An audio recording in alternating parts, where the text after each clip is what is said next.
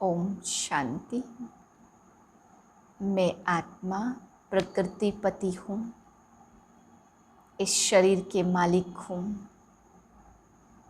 प्रकृति जीत में आत्मा श्रेष्ठ वाइब्रेशन फैला रही हूँ इस प्रकृति को। मुझ आत्मा के वाइब्रेशन से यह प्रकृति शुद्ध और स्वच्छ हो रही है। पहले 5 तत्वों का यह शरीर और फिर चारों ओर के 5 तत्व। इसी प्रकृति जीत अवस्था में तन के मालिक बनकर मैं आत्मा अपने बाप के महावाक्य सुनती हूँ। 14/5/2021 के महावाक्य हैं। बाबा आज हम बच्चों को समझा रहे हैं कि बच्चे, तुम बच्चों को मैंने अभी गोद लिया है।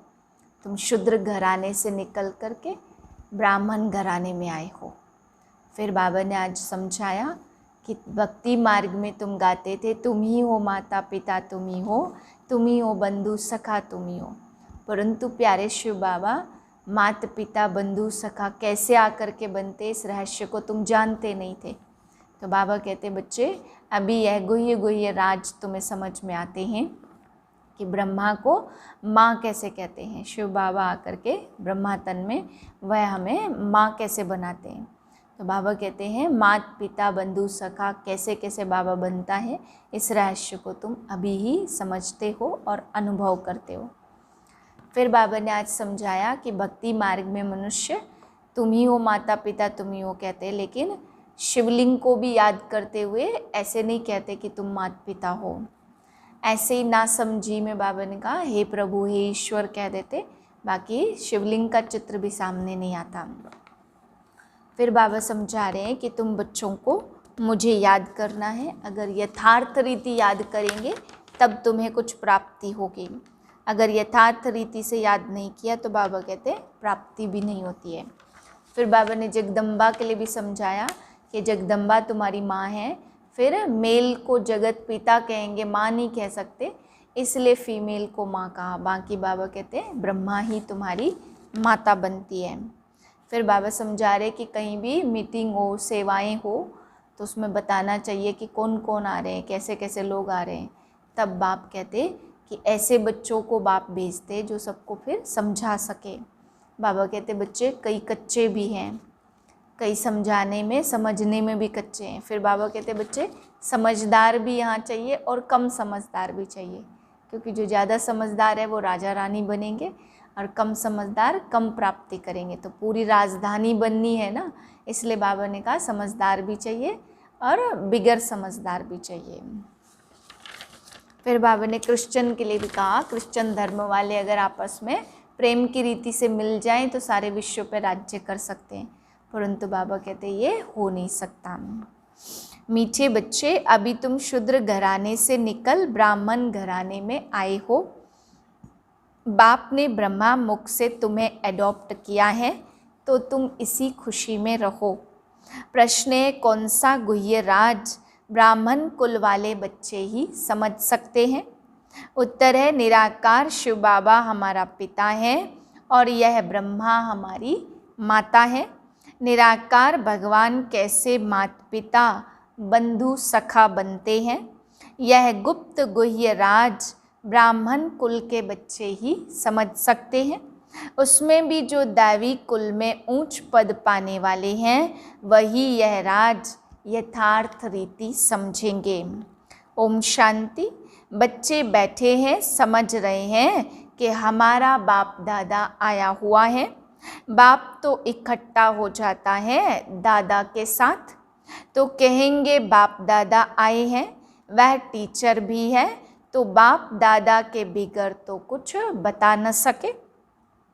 बुद्धि चलनी चाहिए, क्योंकि यह नई बात है ना, तो अज्ञान काल में याद करते हैं सिंगल को।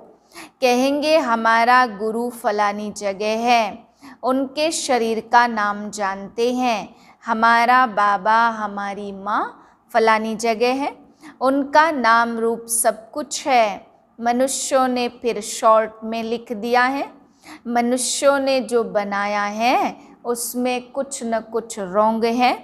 बल गायन है त्वमेव माताश्च पिता त्वमेव, यह एक के लिए ही गाया जाता, ब्रह्मा के लिए भी नहीं गाया जाता है। उनका नाम रूप बुद्धि में नहीं आता, न विष्णु का न शंकर का। गाते तो हैं तुम मात पिता हम बालक तेरे, तो भी बुद्धि ऊपर में जाएगी। कृष्ण को तो कोई याद कर न सके, याद फिर भी निराकार को ही करेंगे, उनकी महिमा है। तो बाप समझाते, यहाँ जब बैठते हो तो लौकिक संबंध से बुद्धि योग निकाल, पारलौकिक बाप को याद करो। यह समय यह सम्मुख है। भक्ति मार्ग में जो गाते हैं तो आंखें ऊपर करके कहते, तुम मात पिता हम बालक तेरे, तो भगवान कहकर याद करते हैं। भगवान जब कहते हैं तो शिवलिंग को भी याद नहीं करते। तोते मिसल ऐसे ही गाते हैं, लक्ष्मी नारायण के लिए भी ऐसे कह नहीं सकते। यह तो महाराजा महारानी है, उनका बच्चा ही मात पिता कहेंगे, बंधु नहीं कहेंगे। भक्त लोग गाते हैं पतित पावन, परंतु यह बुद्धि में नहीं आता कि शिवलिंग होगा। ऐसे ही सिर्फ कह देते हे भगवान। हे भगवान किसने कहा, किसको कहा, कुछ भी पता नहीं है।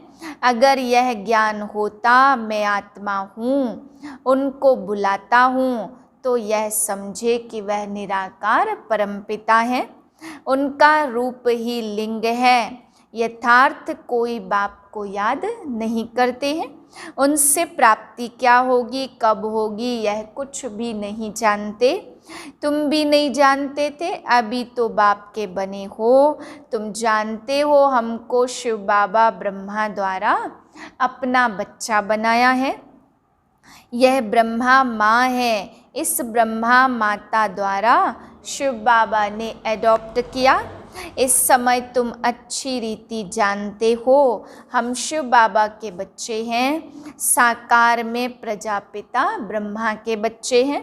प्रजापिता ब्रह्मा द्वारा मनुष्य सृष्टि रचते हैं, ऐसे नहीं कि कोई नई सृष्टि रचते हैं, नहीं, इस समय आकर गोद में लेते हैं, एडॉप्ट करते हैं। अब मात पिता कहते हैं तो शिव पिता ठहरा और ब्रह्मा माता ठहरी, उसको कहा जाता है मात पिता। बाप ब्रह्मा द्वारा कहते हैं तुम आत्माएं मेरे बच्चे हो। फिर आत्मा को बैठ पहचान देते कि आत्मा क्या है।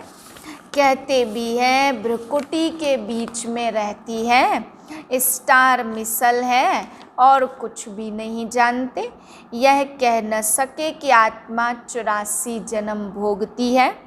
आत्मा शरीर द्वारा पार्ट बजाती है, भिन्न भिन्न नाम रूप देश काल से आत्मा एक शरीर छोड़ती तो सारा परिवार ही बदल जाता। कोई एडॉप्ट करते तो परिवार ही बदल जाता है। माता पिता जिससे जन्म लिया उनको भी जानते हैं, फिर जो एडॉप्ट करते हैं उनके घर का बन जाते। यहाँ तुम शूद्र घराने से निकल ब्रह्मा के घराने में आए हो, ब्राह्मण घराने में आए। अभी तुम बच्चे जानते हो हम परमपिता परमात्मा की संतान बने हैं। यह हो गई माँ। ब्रह्मा को प्रजापिता भी कहते, इस द्वारा तुम बच्चों को एडॉप्ट करता हूँ। यह कितनी गुप्त बातें हैं, सिवाय सम्मुख कोई समझ न सके। तुम्हारे में भी नंबरवार पुरुषार्थ अनुसार है।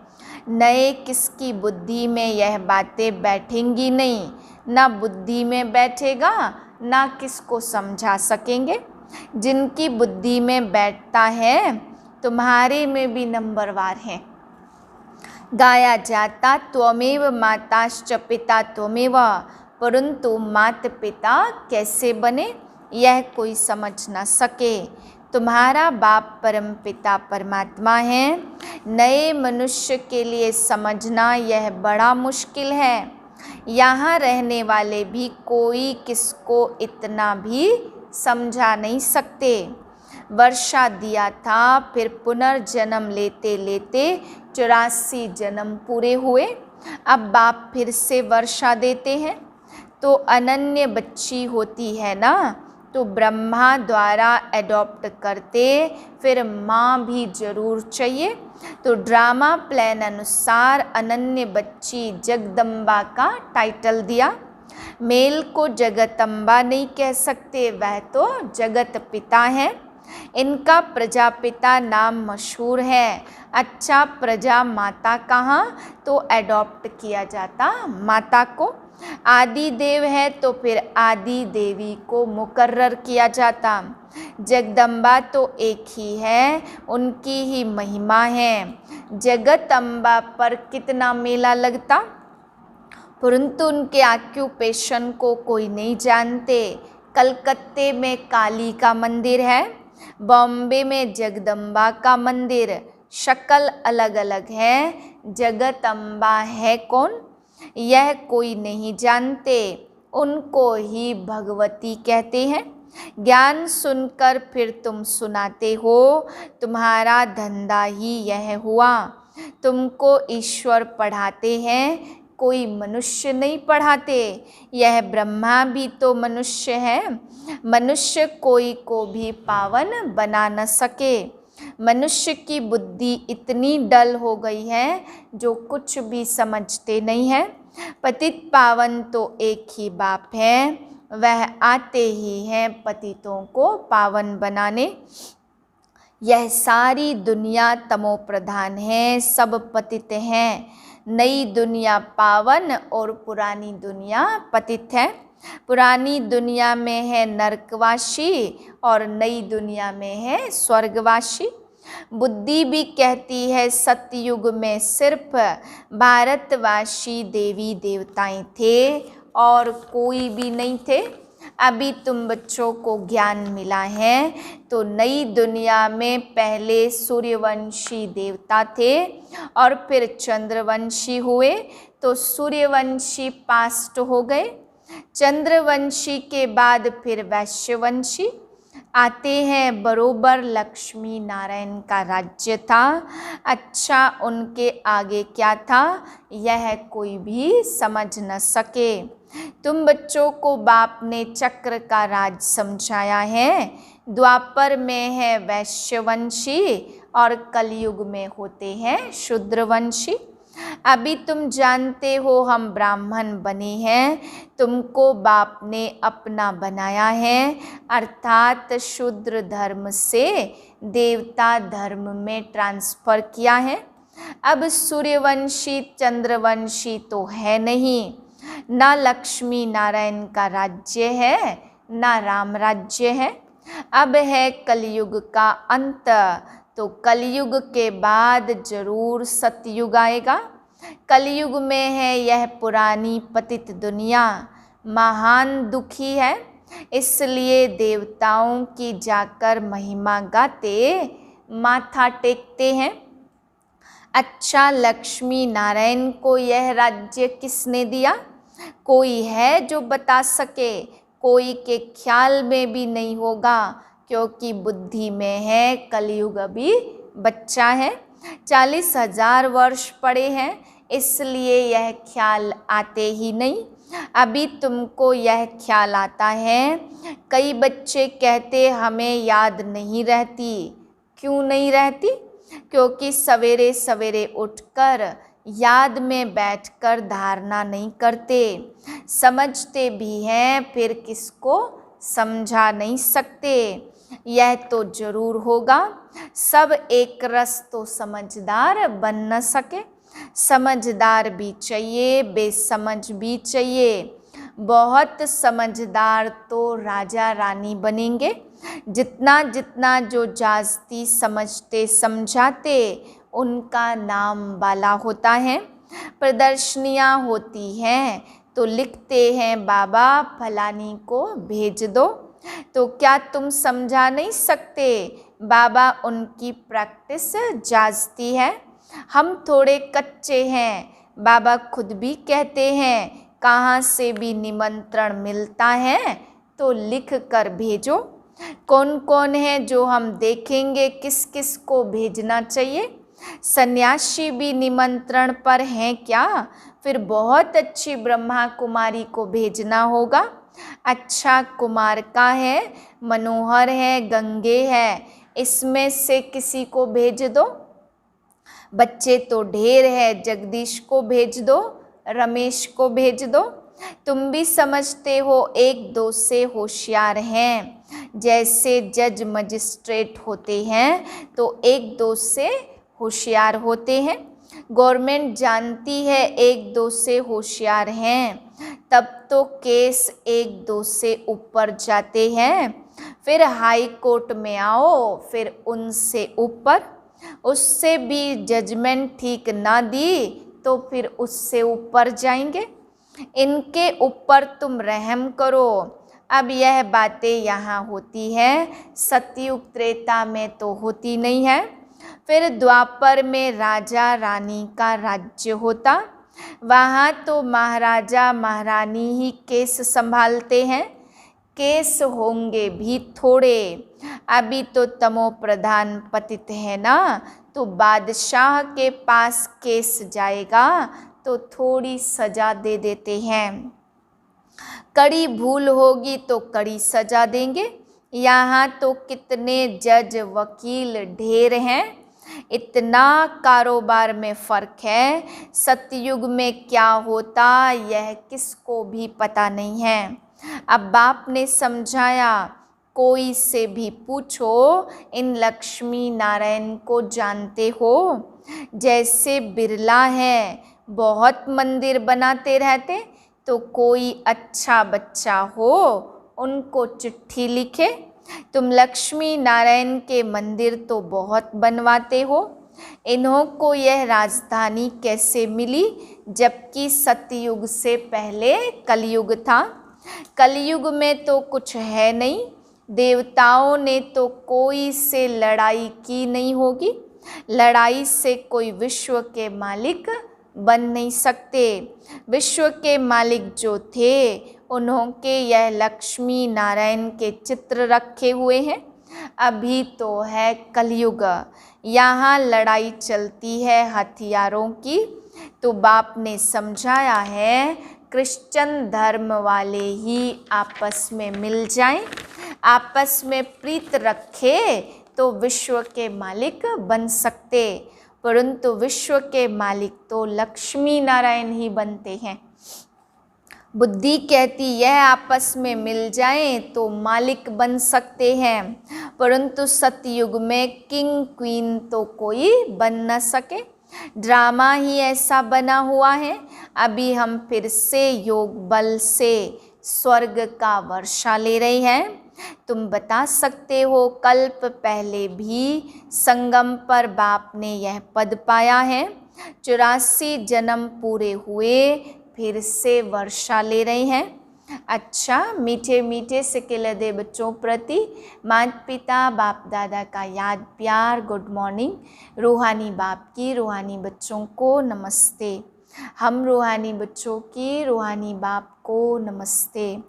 धारणा के लिए है पहली पॉइंट, स्वयं में धारणा करने और दूसरों को कराने के लिए सवेरे सवेरे उठकर बाप की याद में बैठना है। जो समझा है उसे दूसरों को समझाने की प्रैक्टिस करनी है। दूसरी पॉइंट है, लौकिक संबंधों से बुद्धि योग निकाल एक पारलौकिक बाप को याद करना है। बाप से जो ज्ञान मिला है वह सुनकर सबको सुनाना है। यही तुम्हारा धंधा है। वरदान अपनी संपूर्ण स्टेज द्वारा सर्व प्रकार की अधीनता समाप्त करने वाले प्रकृति जीत भव। जब आप अपनी संपूर्ण स्टेज पर स्थित होंगे तो प्रकृति पर भी विजय अर्थात अधिकार का अनुभव होगा। संपूर्ण स्टेज में किसी भी प्रकार की अधीनता नहीं रहती है, लेकिन ऐसी संपूर्ण स्टेज बनाने के लिए 3 बातें साथ साथ चाहिए। पहली रूहानियत, दूसरा रूहाब और तीसरा रहम दिल का गुण। यह जब तीनों बातें प्रत्यक्ष रूप में, स्थिति में, चेहरे में व कर्म में दिखाई दे, तब कहेंगे अधिकारी व प्रकृति जीत आत्मा। स्लोगन है, श्रीमत की लगाम मजबूत है तो मन रूपी घोड़ा भाग नहीं सकता। ओम शांति।